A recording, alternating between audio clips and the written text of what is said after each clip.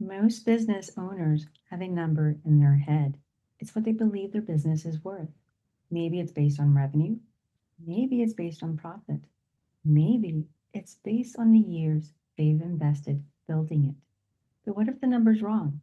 What if the value you've assigned to your business is based on assets you don't actually own?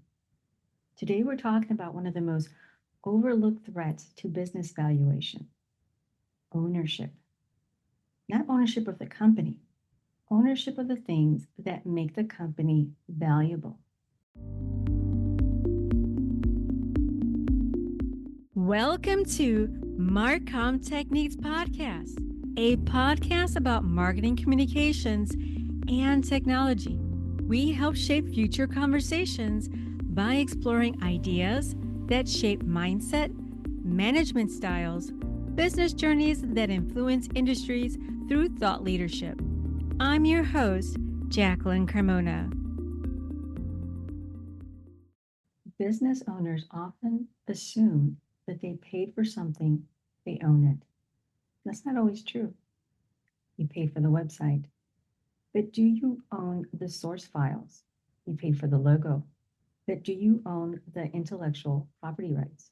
You paid for the photography, but can you legally use those images however you want? You recorded the podcast, but do you have the rights to redistribute every interview? You hosted the event, but do you have the image releases from attendees and speakers? These details seem insignificant until someone starts evaluating your business. Then they become everything. Many entrepreneurs believe they're building assets. In reality, they're building dependencies on freelancers, dependencies on contractors, dependencies on personalities, dependencies on verbal agreements, dependencies on assumptions. The problem with assumptions is they don't survive due diligence.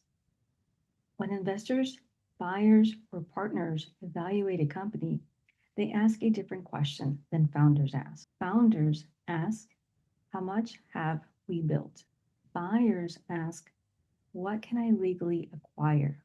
Those are not the same questions. Events provide a perfect example. A conference may produce hundreds of photos, hours of videos, speaker presentations, interviews, testimonials, and social media content. To the organizer, those assets feel owned. But ownership isn't determined by possession. It's determined by agreements. Without proper releases, license, assignments, and contracts, some of those assets may have limited value or no transferable value at all. And if those assets can't transfer, they can't fully contribute to the valuation of the business. The most valuable companies are not always the ones generating the most revenue. They're often the companies that have created systems, brands, intellectual property, content, libraries, relationships, and processes that can survive without the founder. That's what buyers want. That's what investors want. That's what creates enterprise value. Not activity, ownership. Not effort, transferability. Not assumption, documentation. Many business owners spend years increasing value, revenue. Far fewer spend time increasing ownership. But ownership is what transforms work into value. Because one day, someone may ask a simple question. Can you prove that your business owns this? The answer may determine whether your company is worth what you think it is, or significantly less. So here's the final question. If you sold your business tomorrow, what percentage of its value could you actually prove you own? Thank you for joining us on our podcast.